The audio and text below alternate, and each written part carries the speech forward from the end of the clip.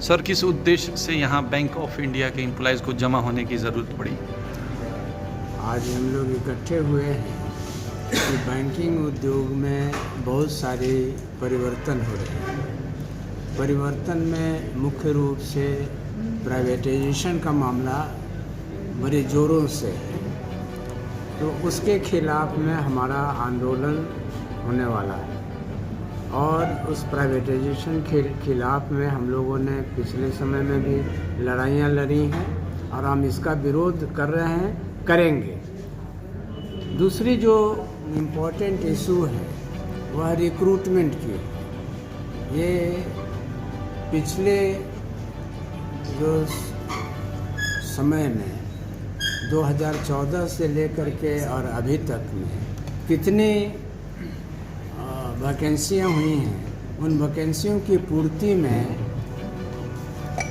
सरकार आनाकानी कर रही है। तो हम लोग उस पर विचार कर रहे हैं और उस पर आंदोलन का आह्वान हो चुका है। हमारा एक United forum of bank unions है, जिसमें ऑफिसर्स के भी संगठन है और उसमें एम्प्लॉय यूनियन के वर्कर्स के भी संगठन हैं, जिसमें AIB हमारा अग्रणी है। तो उन्होंने डिसाइड किया है कि रिक्रूटमेंट के संबंध में जो करीब करीब 1 लाख वैकेंसियाँ बैंकों में हैं, उनके लिए हम संघर्ष करेंगे। दूसरी जो चीज़ हो रही है, प्राइवेटाइजेशन का नया दौर शुरू होने वाला है।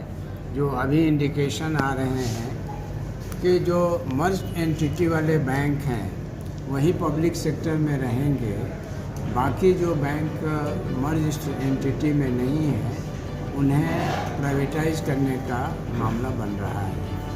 ये नीति आयोग ने रिकमेंडेशन किया है, इस पर आगे कार्रवाई होगी, लेकिन हम प्रिएम्प्टिव एक्शन के तहत इसको भी इशू बना रहे हैं। और पिछले समय में भी हमने प्राइवेटाइजेशन का खिलाफत किया है और हम इसका विरोध कर रहे हैं और आगे भी करेंगे। तो ये हमारे मुख्य रूप से मामले हैं। मुख्य कारण क्या है? सरकार से आप लोग क्यों इस बात को लेकर के काफ़ी चिंतित हैं? वजह क्या है?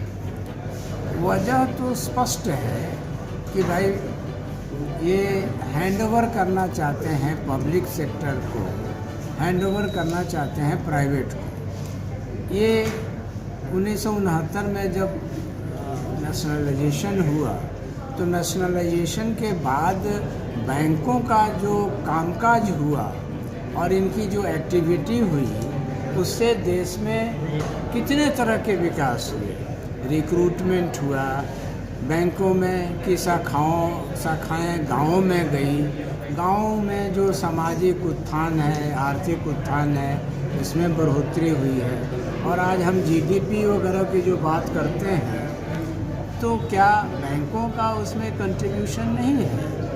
तो जब हम परफॉर्मेंस कर रहे हैं और हम लोगों के आर्थिक आवश्यकताओं की पूर्ति कर रहे हैं, देश के विकास में हमारा योगदान हो रहा है, कि इसको प्राइवेट हैंड में देने की ज़रूरत क्या हो रही है? तो यह तो सोची समझी साजिश की तरह है, जिसको हम चाहते हैं कि ये होना नहीं चाहिए और हम इसका पुरजोर विरोध करते हैं। और हम इसके लिए संघर्ष आज नहीं, पिछले समय में भी हमने किया है। हमने 50 हड़ताल की है, अपने वेज रिवीजन और अपनी तनख्वाहों की बढ़ोतरी के लिए नहीं की है, बल्कि हमने इसका विरोध किया है कि पब्लिक सेक्टर के बैंकों को बेचा नहीं जाए, प्राइवेट हैंड्स में नहीं दिया जाए और इनका जो रोल है देश के आर्थिक विकास में, इन्होंने किया है, दिखाया है करके, और इसको आगे और बढ़ाने की ज़रूरत है, इसको स्ट्रेंथन करने की ज़रूरत है। जो प्राइवेट बैंक्स हैं, जिसके लिए सरकार की थोड़ी नीति बनती जा रही है, उनके पक्ष में हमारा डिमांड है। All India Bank Employees Association और हम भी Bank of India employ union के लोग भी इस चीज़ का डिमांड करते हैं कि ये प्राइवेट सेक्टर के जो बैंक्स हैं उनको भी नेशनलाइज करना चाहिए और देश के उत्थान के लिए जो बैंकिंग उद्योग में जो पैसे इकट्ठे हुए हैं, लोगों के पैसे हैं, उसका यूटिलाइजेशन बैंकों के उत्थान के लिए। अच्छा सर, जैसे कि सरकार सरकारी एजेंसियों को प्राइवेट के हाथे दे रही है, अगर आपकी मांग पूरी नहीं होती है और सरकार का यही रवैया रहता है तो आप लोग इसमें क्या कर पाएंगे? हम हड़ताल करेंगे। हड़ताल का निर्णय हो चुका है, हम हड़ताल करेंगे और ज़्यादा से ज़्यादा लोगों को इकट्ठा करने का ज़रूरत है, इसको हम करेंगे।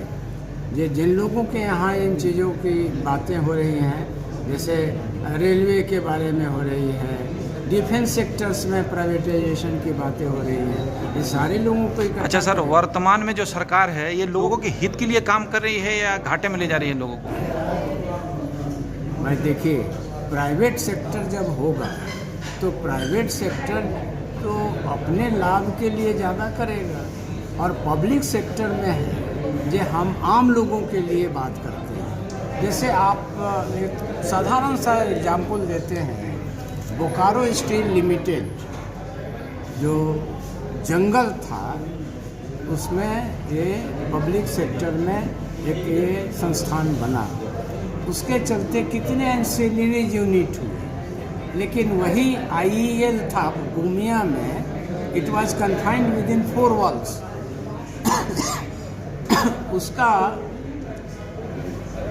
उसके 4 वॉल से बाहर में उसका कोई विकास नहीं हुआ, न इंफ्रास्ट्रक्चर हुआ। आज जाकर के देखिए कि बोकारो एक ऐसी जगह है और कारखाना बनने के पहले वो एक ऐसी जगह थी। तो उससे ये डिफरेंस साफ दिखाई देता है कि पब्लिक सेक्टर कन्फाइन हो जाएगा अपने फ़ायदे के लिए और पब्लिक सेक्टर का जो भी है वह एक कॉमन इशू बनता है, लोगों के विकास की बात करता है।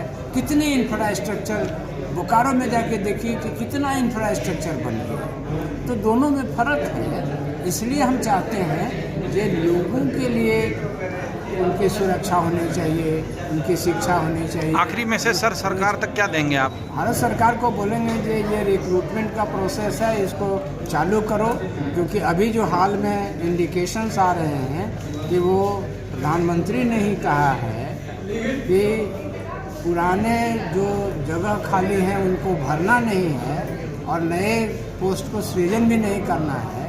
तो ऐसी हालत में देश में क्या होगा? एम्प्लॉयमेंट बढ़ेगा कि एम्प्लॉयमेंट ख़त्म होगा?